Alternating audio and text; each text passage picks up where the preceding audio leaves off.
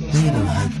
This is Tiffany, mother of Tyler and Eli Chaffin. Just hours earlier, her two sons brutally killed a man and left his body by the side of the road. I had to shoot Wills to make sure my brother didn't get hurt. This place I always tried to protect him. As Tiffany listens in horror, the brothers insist they were only protecting each other. But the truth is far darker. Over the next 24 hours, Tiffany will face the worst day of her life as she slowly pieces together the horrifying truth that she's raised two terrifying killers. And your brother murdered somebody. I love you very much.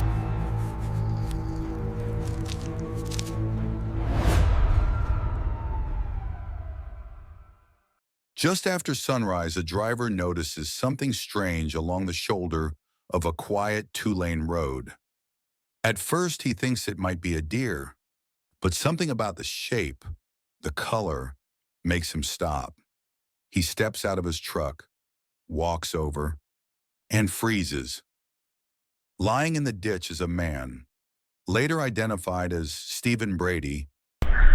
It's just a shootout. Somebody got shot over here. And I think somebody's either dead or bleeding across the street. One of the two. He was walking out of the house and they just started opening fire on him. It's like a white SUV. I'm the neighbor. I do not want my name used. Gunshots less than 5 minutes ago. He hopped into a white, looked to be like a Ford Escape.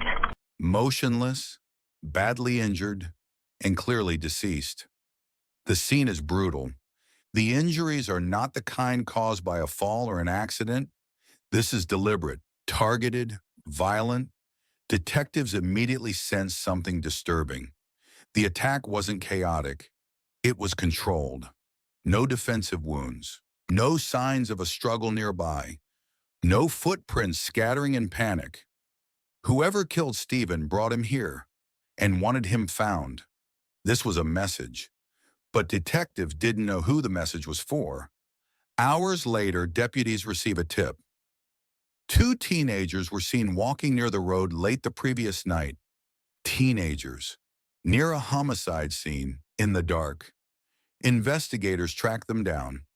17-year-old Tyler Chaffin and his younger brother, 15-year-old Eli. Both are quiet when approached. Too quiet. They don't ask what's going on. They don't even seem surprised. They simply agree to come to the station.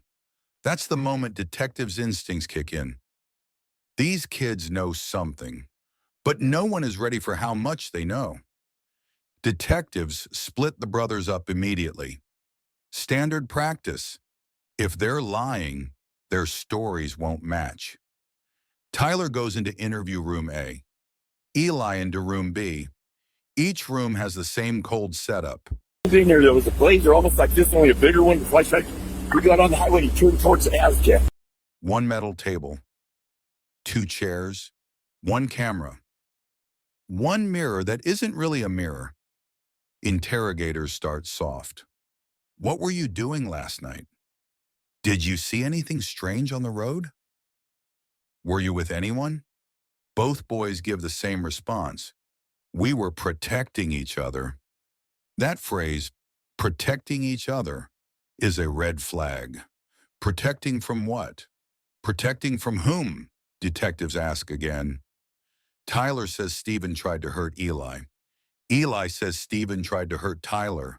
Same story, same order. Too clean.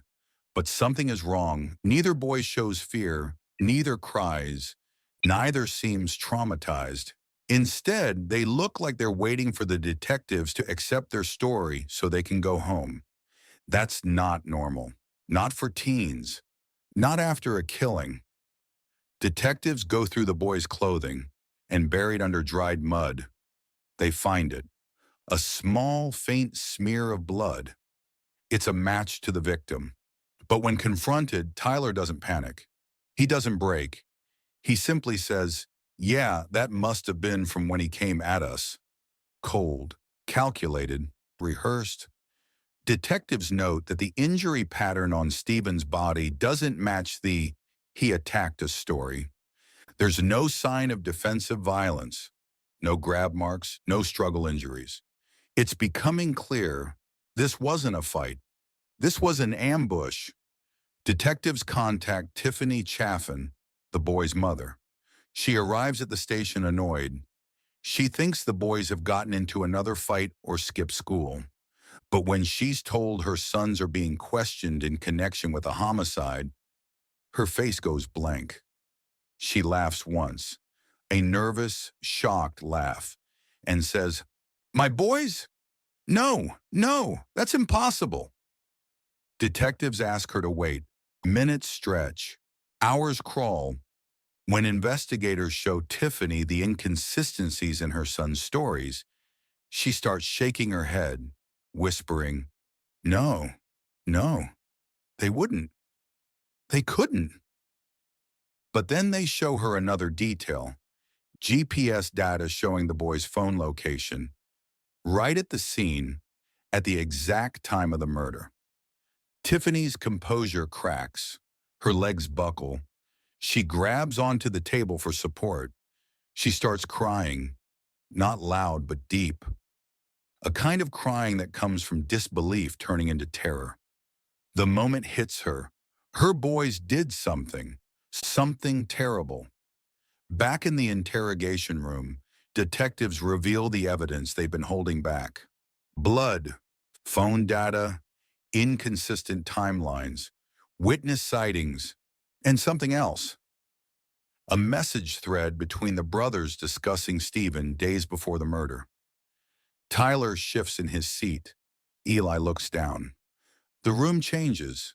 The story they rehearsed can't hold anymore. Detectives lean in. This wasn't self-defense. This wasn't protection. This was planned. Eli breaks first.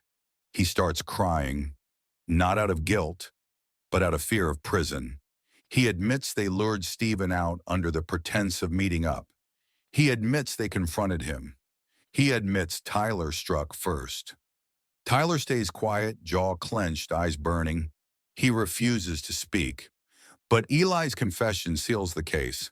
When detectives return to Tiffany with the new information, she's pacing the small interview room. The moment she hears her sons have confessed, she lets out a sound unlike anything the officers have heard before. A mix of grief, disbelief, and pure devastation. She keeps repeating, "I didn't raise them like this. I didn't raise monsters.